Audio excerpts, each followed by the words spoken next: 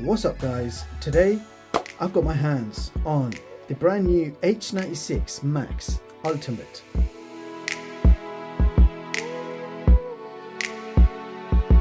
Now they're calling this the Ultimate, but this is really a budget Android TV box priced well under £30, and this is a 4K streaming box with a brand new chipset. It's running Android 13 and comes with a number of new features. Now in this video, we will be pushing this box to its limit to find out the capabilities, features, overall performance and lots more. So this box is powered by the Rockchip RK3528 Quad-core along with the integrated Mali 450 graphics. We've got 4 gigs of DDR3 RAM and 64 gigs of internal eMMC storage. This box does feature Wi-Fi 6 and Bluetooth 5.0 along with a 100 MB Ethernet port. This box is running full version of Android 13. You have HDMI 2.0B, it supports 4K 60Hz and supports HDR10 and HLG HDR. Inside the box, you will find a user manual. You get an HDMI cable, a power supply, a standard infrared remote control powered by 2 AAA batteries, and the batteries are not included in the box. And last but certainly not least, the H96 Max Ultimate itself. Now the box has a very interesting design. You can see the H96 Max logo and a very nice colored finish matching the box. On the front I believe we've got an LED display, and I'll show you what that looks like on screen right now. If we keep going, you've got a micro SD card slot, a power socket, SPDIF audio, we've got an AV port, HDMI out, we've got a 100 MB LAN, USB 2, USB 3, and that will bring you right back to the front of the box. If we have a quick look underneath, this is what the box looks like. You've got some ventilation at the bottom too. So without any further ado, I'm going to get this hooked up to my TV and capture card, and we are going to find out exactly how good this TV box really is. I'll be right back. So first of all, I ran a boot up speed test, and this TV box took 34 seconds to fully load the home screen from a cold start. And here is the home screen. This is Android 13 and we have a colorful looking setup here. Nearly everything that you see can be customized, including the large icons. So just long press any icon you like to replace it with your own favorite app. It's actually quite nice for a TV box to let you do this, so really liking this feature. Next we have a small row of icons at the bottom, and you can select any number of apps and they will immediately appear at the bottom and you can scroll right through those apps. There's actually no limit for the bottom row. Now if we head over to the main system settings and go to device preferences and check out the system storage info, you will see that this box has 64 gigs of internal storage, from which we have 54 gigs free to use. Now if we have a quick look in about, you will see that this box is actually running Android TV OS version 13. So it's actually showing Android TV for some strange reason. It looks like we've got some custom hybrid OS going on here, making the box believe it's running ATV.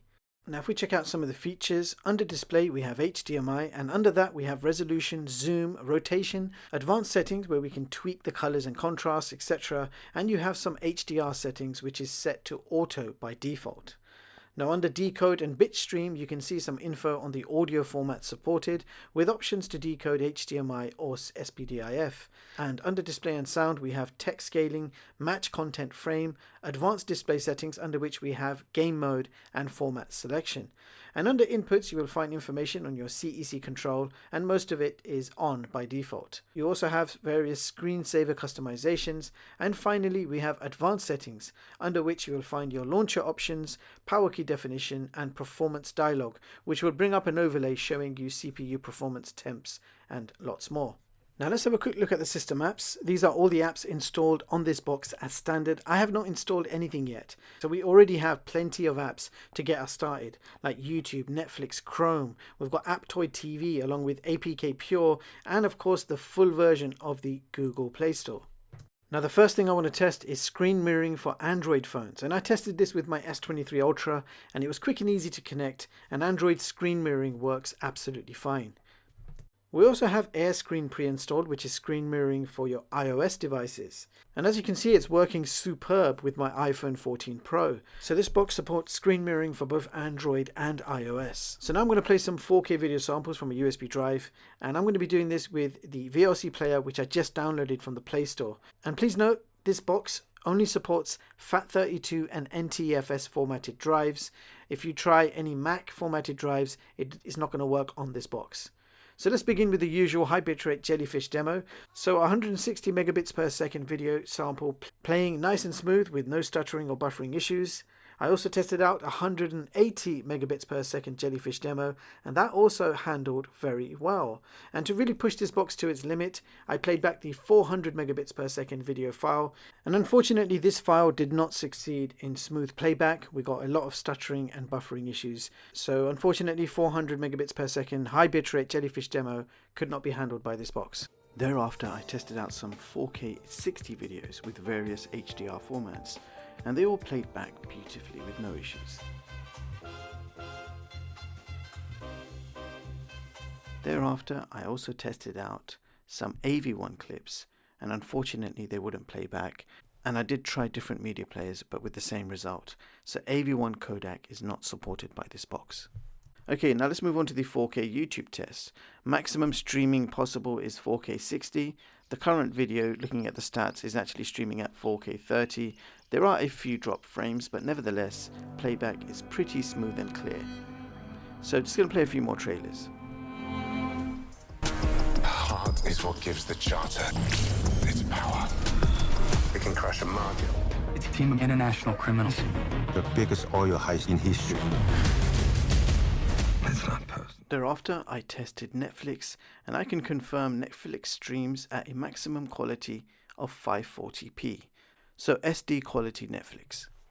And exactly the same with Amazon Prime Video. We have SD quality streaming max. Should christen it. Furthermore, Disney Plus was not available to download from the Google Play Store, so I had to download it from APK Pure, and to my surprise that actually worked really well, and we were able to stream at HD quality with Disney Plus. Alright, so here's a quick gaming test. We're playing Real Racing 3.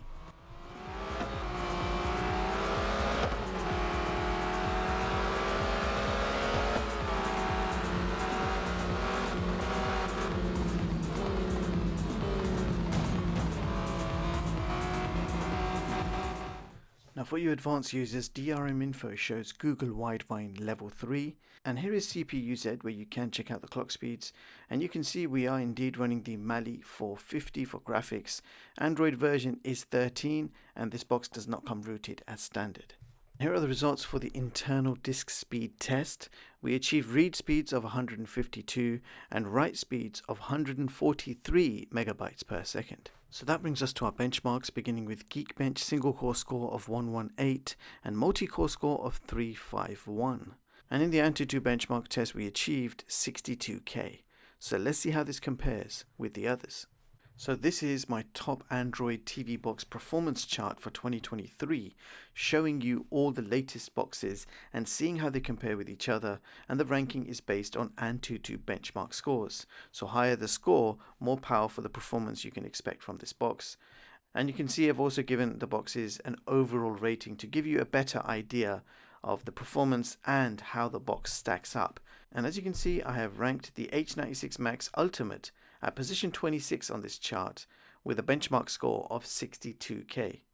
I've also given this box an overall rating of 3.8 out of 5. So from this chart you can see the performance scores and my overall rating all color coded to make it easier to read. And you can view the full versions of all my charts online at chixtech.com and read them at your leisure and completely free of charge. So there you have it guys, that was the H96 Max Ultimate. Now this brand, H96, used to be quite known for making powerful streaming boxes, but here are my thoughts on this one. They are calling it Ultimate, but there is actually nothing ultimate about this box. The new Rockchip processor is pretty much budget level, and that shows in the price of this box. It's quite an affordable TV box. This handles 4K from USB and YouTube streaming quite well, although 4K resolution YouTube videos did experience plenty of frame drops. Amazon Prime Video and Netflix are limited to 540p SD streaming due to lack of licensing. Also, only 100 megabyte LAN and AV1 Codec was not supported. This box claims to be able to play 8K video, which I pretty much doubt is not possible. So who is this box for, and is it worth the money? Well, at around £25, I would use this for streaming 1080p content.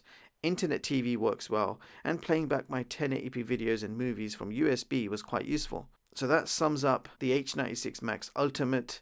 I hope you found this video useful and informative. Thank you so much for watching. Don't forget to hit the like and sub button to support the channel, and I'll catch you all in the next one. Peace.